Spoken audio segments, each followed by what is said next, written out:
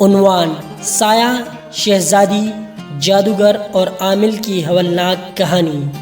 اندھیری رات، قلعے کی چھت پر شہزادی قہقہا لگاتی ہے۔ آسمان پر کالی بجلی چمکتی ہے، زمین ہلتی ہے۔ اسے روک لو، وہ انسان نہیں رہی۔ اس نے اپنے سائے کو بیچ دیا ہے۔ ریاست نور گڑھ کی شہزادی عالیہ بچپن سے غیر معمولی تھی۔ خوبصورت تو تھی مگر اکثر اپنی ہی تصویر سے ڈرتی رہتی۔ قلعے میں ایک پرانا آئینہ تھا جس میں شہزادی خود کو الٹا سمیت میں مسکراتے چہرے کے ساتھ دیکھتی تھی۔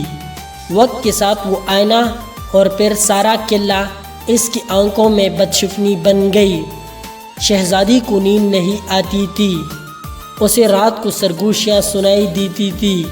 ایک رات وہ اپنی ہی سائے کے پیچھے چلتے چلتے قلعے کے خفیہ تہخانے تک پہنچ گئی، جہاں اسے ایک پرانا جادوگر ملا جو سایہ خریدتا تھا۔ اپنا سایہ مجھے دو اور بدلے میں موت کا اختیار لے لو۔ شہزادی نے قبول کیا اور پورا محل پر اندھیرا چھا گیا۔ وہ اب انسانوں کے سائے دیکھ سکتی تھی اور ان میں چھپی بدنصیبیوں کو قابو کر پا سکتی تھی۔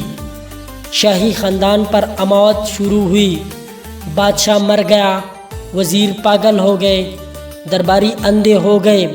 قلعے میں ایک ہی بندہ بچا، بوڑھا عامل بابا زہراب۔ بابا زہراب جانتا تھا کہ یہ جادو شہزادی کی روح کو چاٹ رہا ہے۔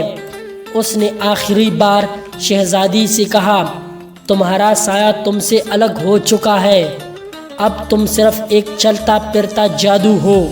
شہزادی نے عامل پر حملہ کیا، لیکن عامل نے آخری دم پر اپنی خون سے وہ آئینہ توڑ دیا جس میں شہزادی کی اندر کا سایہ قید تھا۔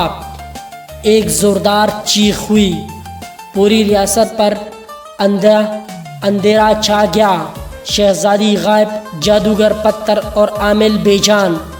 آج پھر بھی اگر کوئی نور گڑھ کے قلعے میں رات کے وقت اگر کوئی چپکے سے جائے تو آئینے کے ٹکڑے سے اپنا سایہ الگ ہوتا محسوس ہوتا ہے اور دور سے آواز آتی ہے، سایہ بیچو گے یا روح؟ جو انسان اپنا سایہ بیچ دے وہ دنیا کا سب سے تنہا وجود بن جاتا ہے۔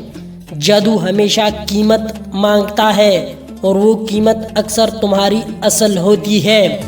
اگر ویڈیو اچھی لگی ہو تو لائک اور سبسکرائب کرنا مت بھولیے۔ ملتے ہیں اگلی ویڈیو پر۔